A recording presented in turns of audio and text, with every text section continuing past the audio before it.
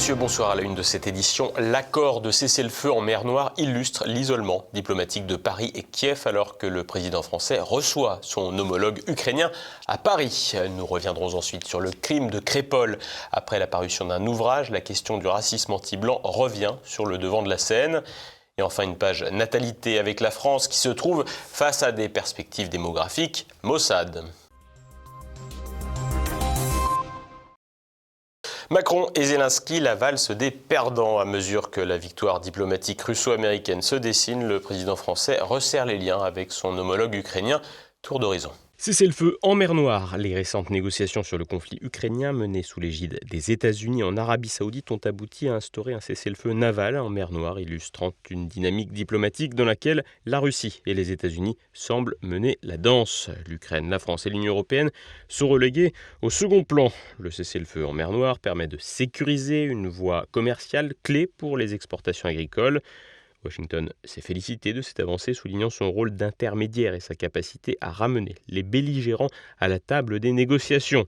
La Maison-Blanche a même promis d'aider Moscou à rétablir son accès au marché mondial des céréales et des engrais, une concession qui répond directement aux exigences russes et qui peut permettre au Kremlin d'envisager d'amortir une fin de conflit qui peut être économiquement compliquée avec ses problèmes démographiques et le passage d'une économie de guerre à une économie de paix. En conditionnant l'application de cet accord à la levée de sanctions occidentales, notamment la reconnexion de la banque Roselkosbank au système SWIFT, Moscou s'assure un levier économique et politique majeur. Cette exigence, bien que difficile à satisfaire sans l'aval de l'UE, met en lumière la dépendance des Européens vis-à-vis des décisions russo-américaines. Pour la Russie, cet accord est une aubaine. Il projette une image de bonne volonté tout en consolidant ses gains stratégiques, notamment sur le terrain où ses forces continuent d'avancer. Donald Trump, qui avait promis de mettre fin rapidement au conflit, peut également revendiquer une victoire symbolique. Loin du cessez-le-feu total de 30 jours qu'il ambitionnait, cet accord maritime montre que les États-Unis restent incontournables dans la résolution du conflit, marginalisant les initiatives européennes. Face à cette entente apparente entre Russes et Américains, l'Ukraine apparaît comme la grande perdante. Volodymyr Zelensky a salué les bonnes mesures de l'accord, mais ses mises en garde contre les manipulations russes sonnent comme un aveu d'impuissance. En liant le cessez-le-feu à la levée des sanctions, Moscou impose un calendrier et des conditions que Kiev ne peut pas influencer. De plus, l'accord naval, bien qu'utile pour les exportations ukrainiennes, ne répond pas aux priorités de Zelensky, à savoir un arrêt des bombardements terrestres et un cessez-le-feu global. Sur le terrain, la guerre est en effet encore loin d'être suspendue. La France et l'UE, quant à elles, se retrouvent dans une position inconfortable. L'Élysée a qualifié les accords de « pas dans la bonne direction », tout en déplorant leur insuffisance pour un cessez-le-feu durable. Paris conteste les allégations russes sur les sanctions agricoles, affirmant qu'aucune restriction européenne ne vise ces secteurs. Quoi qu'il en soit, les négociations se déroulent sans l'UE et les États-Unis discutent directement avec Moscou, reléguant les Européens à un rôle de commentateurs. Le sommet prévu à Paris le 27 mars, où Emmanuel Macron recevra son homologue ukrainien, risque de n'être qu'une tentative tardive de reprendre la main, sans réelles conséquences face à la dynamique imposée par Washington et Moscou. Pour la Russie, cet accord est une démonstration de force diplomatique. En maintenant l'initiative stratégique, Moscou dicte les termes du jeu tout en poursuivant ses objectifs militaires. Les États-Unis, de leur côté, consolident leur rôle de médiateur incontournable. Pendant ce temps, l'Ukraine, la France et l'UE assistent impuissantes à un processus qui les dépasse. Les Européens, divisés et dépendants des décisions américaines, peinent à imposer leur vision, tandis que Kiev doit se contenter de concessions partielles qui ne répondent pas à ses besoins vitaux. Si la fin totale de la guerre devra attendre encore quelques semaines et même probablement quelques mois, il conviendra pour Paris et probablement pour le successeur d'Emmanuel Macron de tirer les leçons de cet échec cuisant. Le racisme anti-blanc, un concept qui fait de nouveau parler. Un livre enquête sur le meurtre de Crépol a été publié, visiblement pour éteindre la dite polémique. Raté. Renaud de Bourleuf. Le drame de Crépol remis au devant de la scène. Le 19 mars, un livre enquête intitulé « Une nuit en France » est revenu sur le meurtre de Thomas, âgé de 16 ans, relançant la polémique autour de ce crime de l'immigration. Rappelons que le 18 novembre 2023, une bagarre a éclaté lors d'un bal dans la salle des fêtes de Crépol, commune de 500 habitants dans la Drôme. Le jeune Thomas a été blessé mortellement à coups de couteau. Dans les jours qui ont suivi, 9 suspects ont été arrêtés. La plupart résidaient dans le quartier de la Monnaie, secteur dit sensible de Romans-sur-Isère, une commune proche, où résidait aussi la victime.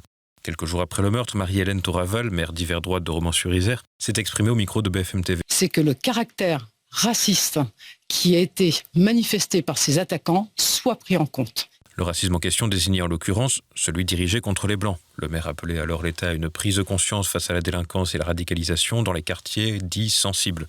Dans les jours qui ont suivi, des menaces de mort ont suivi, dont une mentionnant explicitement une décapitation. Quel éclairage apporte le livre enquête intitulé « Une nuit en France ».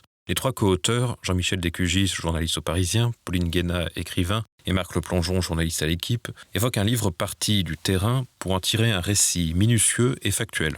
Mais c'est l'occasion pour eux de parler d'une polémique, selon eux injustifiée, sur le racisme anti-blanc. D'extraire un certain nombre d'auditions du dossier, il y en a 9 témoins qui disent avoir entendu un jeune parler, de dire qu'il veut tuer du blanc. Leurs arguments, le procureur de Valence parle d'expéditions programmées. Or, de leur côté, les auteurs notent que les suspects venus au bal de Crépol se sont téléphonés pour organiser leur covoiturage afin d'arriver à la soirée. Et donc il n'y a pas de quoi conclure qu'il s'agissait d'une expédition punitive pour tuer du blanc. Autre détail, ils étaient armés. Mais là encore, cela ne permettait pas de dire qu'ils avaient l'intention d'entraîner une rixe ou pire, un meurtre. Ils ont juste des couteaux sur eux pour couper leur résine de cannabis, plus communément appelé le shit. Un récit présenté comme factuel, mais qui a déclenché la colère de l'association des victimes du bal de Crépol. Je vous avoue, je ne sais pas ce que ces gens cherchent. Tout ce qui est sûr, c'est que ce qu'ils racontent, c'est pas la réalité des faits. Enfin voilà, c'est pas ce qu'on a vécu nous, de toute façon. Les auteurs ont fini par reconnaître eux-mêmes la réalité du racisme anti-blanc. C'est une réalité, le racisme anti-blanc en France. Des discussions qui continuent de faire couler de l'encre et qui font oublier un détail soulevé par Jean-Michel Descugis dans son ouvrage. Il y parle d'un procès verbal qui révélait que certains témoins avaient entendu des insultes racistes au cours de la bagarre. Des images largement diffusées sur les réseaux sociaux par le site F2 Souche. Le mot guerre est un terme arabe injurieux pour qualifier les blancs. Reste à savoir si c'est précisément cette vidéo qui est mentionnée dans le PV. Mais selon le journaliste, le procès verbal a été classé dans les notifications de garde à vue, des documents qu'on ne consulte jamais. Selon lui, c'est comme si on avait voulu le cacher. Le procureur a dit ne pas en avoir eu connaissance. Concrètement, lors d'une garde à vue, les policiers ou gendarmes rédigent des actes de procédure qui sont ensuite classés avant la rédaction d'un rapport de synthèse. Le dossier est ensuite transmis au procureur. Très souvent, devant l'épaisse pile de documents, il lit le rapport de synthèse et survole le reste. On peut donc supposer que la question du racisme n'a probablement pas été notée dans le rapport de synthèse, comme s'il ne fallait pas y attacher d'importance. La natalité française est au plus bas depuis la Seconde Guerre mondiale. Selon une étude de l'INED, le nombre de naissances en France est en recul depuis 31 mois. Louis de Torcy. Les Français ne font plus d'enfants. Selon l'INED, l'Institut national d'études démographiques, le pays devrait connaître un pic démographique en 2040 avec 70 millions d'habitants, puis la France devrait revenir à son niveau actuel en 2070. Cette baisse est liée à de multiples facteurs. La généralisation de la contraception et de l'avortement, le rejet du concept de famille traditionnelle et plus généralement l'évolution des mœurs, mais également l'infertilité. Par ailleurs, la sexualité des Français connaît une période de récession comparable à celle de l'économie du pays. Selon une étude de l'IFOP, 76% des Français déclaraient en 2024 n'avoir fait l'amour qu'une fois au cours des 12 mois précédents, soit le taux le plus bas depuis 50 ans. Plus de désir ni de désir d'enfant et une société qui vieillit. Toujours selon l'INED, entre 2020 et 2030, le nombre de Français âgés de 75 à 84 ans va bondir de 50%. Il y a un an pourtant, le président Macron, toujours aussi martial, promettait un véritable réarmement démographique. On fait des enfants de plus en plus tard, l'infertilité masculine comme féminine a beaucoup progressé ces dernières années et fait souffrir beaucoup de couples. Un grand plan de lutte contre ce fléau sera engagé pour permettre justement ce réarmement démographique. Un an plus tard cependant, les chiffres viennent donner tort au premier président de la République qui n'a pas eu d'enfants. Rien, ou presque, n'a été entrepris pour inverser la tendance. Pire, le paysage médiatique français regorge d'incitations plus ou moins subtiles à ne pas concevoir d'enfants, mettant en avant le coût supposément démesuré de l'éducation et de l'entretien des petites têtes blondes. Le rejet de la vie est tel qu'un phénomène nouveau émerge. Le nombre de vasectomies, une méthode de stérilisation masculine, explose. 1940 en 2010 pour 30 288 en 2022, soit 15 fois plus. À cela s'ajoutent pour certains Français des considérations écologiques, car un enfant pollue. La propagande antinataliste est par ailleurs assez ciblée, et c'est presque systématiquement un bébé blanc qui est mis en avant lorsqu'il est question de dévaloriser la natalité. À cela s'ajoutent les injonctions écologistes selon lesquelles avoir des enfants serait mauvais pour la nature. En réalité, si on est honnête, la baisse de la natalité, ça fait partie des variables qui, je vais vous dire, et ça va être choquant, mais sont rassurantes en réalité. Une déclaration paradoxale venant d'une femme soutenant envers et contre tout l'immigration de masse. En effet, selon l'INSEE, le taux de fécondité des femmes nées à l'étranger était de 2,3 enfants par femme, quand celui des femmes nées en France n'était que d'1,7. Parmi les femmes nées à l'étranger, les africaines font le plus d'enfants, 2,5 par femme d'origine maghrébine et 3,3 enfants par femme pour celles issues du reste du continent. Naturellement, la situation actuelle inquiète les Français. Je pense que c'est dû à plusieurs facteurs, donc notamment celui du pouvoir d'achat. Donc les gens aussi qui galèrent à trouver des logements, je pense. Il y a aussi la difficulté de trouver, on va dire, sa moitié aujourd'hui, avec la banalisation des réseaux sociaux et des relations, on va dire, rapides. Donc voilà, c'est ce que je pense. Donc ça pousse, on va dire, moins les gens à réfléchir, à construire, on va dire, une famille traditionnelle, à avoir des enfants, ainsi de suite. J'ai beaucoup d'amis qui ne veulent pas avoir d'enfants, voilà, qui s'inquiètent pour le monde à venir et donc qui n'ont pas envie de faire des enfants dans ce contexte-là et ce contexte un peu pessimiste. Voilà, moi personnellement j'en ai un, ça me va bien comme ça. Mais oui, c'est un peu la tendance, les gens n'ont pas trop envie de faire d'enfants, pas que par égoïsme, mais aussi pour un peu une inquiétude du monde futur pour leurs enfants. Soit on fait le réarmement démographique par natalité en France, soit on est raccord à l'immigration. Et après, du coup, ça pose tout un tas de problèmes en fonction de questions sous-jacentes, en fonction de la solution qu'on essaierait d'adopter. Typiquement avec l'immigration, sur comment est-ce qu'on gère les flux et comment est-ce qu'on intègre les populations et tout ça, quelle population même on prend. Vous vous rendez compte que la vie est chère, donc si vous voulez donner un avenir décent à votre enfant, vous êtes obligé de... Oui, la natalité se réduit d'elle-même. Hein. Les jeunes n'ont plus envie de faire d'enfants. Ils ont envie, dès qu'ils ont un enfant, de lui donner une vie décente. Selon moi, c'est potentiellement dû au risque qu'il y a au niveau de l'environnement.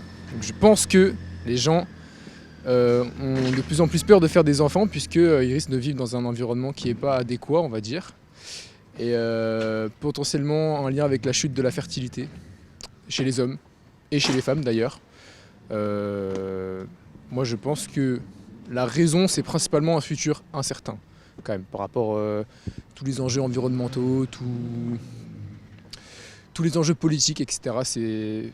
C'est peut-être plus risqué qu'il y a 20, 30 ans. Avant, je sais que j'en ai toujours voulu. Et là, avec comment le monde évolue, je me pose la question. De si ça serait lui rendre service, de le faire vivre dans un monde en crise écologique et économique. On est dans une société qui devient un peu individualiste. Donc une femme qui a eu des enfants, faut pas qu'elle fasse suer avec sa fatigue. Si elle a allaité, elle a choisi d'allaiter. Or à la base, c'est pas ça la parentalité. On n'est pas parents seuls normalement. On est parents en couple, on est parents avec une famille autour de soi. Et donc si on allaite, il faut qu'il y ait du soutien. Parce que oui, c'est fatigant bien sûr, mais ça reste quand même des choses positives de se lever la nuit pour materner. Sans être raciste, hein. Vraiment sans être raciste, mais la France privilégie plutôt les étrangers que les Français. Donc, je sais pas, on a le droit à rien. Nous, Français, on a le droit à rien. Toutes les aides de l'État partent à des familles étrangères, enfin naturalisées françaises, certes, mais à des familles étrangères. Passons à présent à l'actualité en bref en France.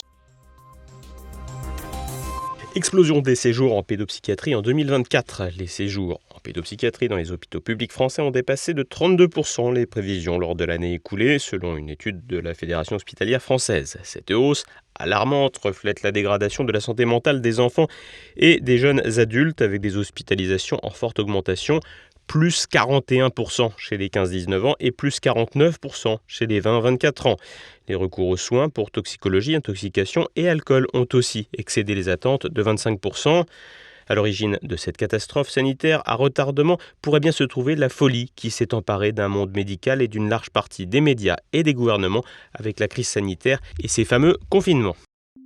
Nos prisons ont décidément d'incroyables talents et pas seulement côté cellules. À Bordeaux, un individu est mort lors d'une soirée dite de chemsex, comprendre se gaver de drogue et avoir des rapports avec un ou des partenaires sexuels. Et cet individu se trouvait être l'ancien directeur adjoint de la prison de Toulouse-Seyss. Ce dernier a trouvé la mort dans la nuit de jeudi à vendredi à l'âge de 41 ans. Il avait été révoqué de l'institution pénitentiaire pour toxicomanie et se trouvait en arrêt maladie.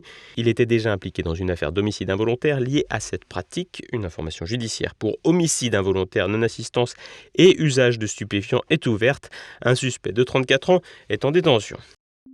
Des syndicats font régner l'ordre à l'intérieur des dites forces de l'ordre. Selon un rapport rendu mardi par la Cour des comptes, les syndicats de police coûtent 54 millions d'euros par an, un montant anormalement élevé dans un secteur extrêmement syndiqué, entre 70 et 80% des agents contre 23% dans l'ensemble de la fonction publique d'État.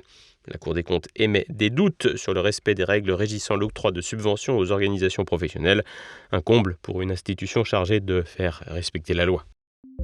Ça existe, le racisme anti-blanc, Fabien Roussel ? Bien sûr qu'il existe, mais le racisme anti-blanc, le racisme anti-noir, le racisme anti-chinois, anti-asiatique. De quoi rendre rouge de colère ses camarades de gauche. Les propos tenus mardi par Fabien Roussel, ancien candidat PCF à l'élection présidentielle de 2022, sont mal passés auprès de plusieurs membres de la France Insoumise.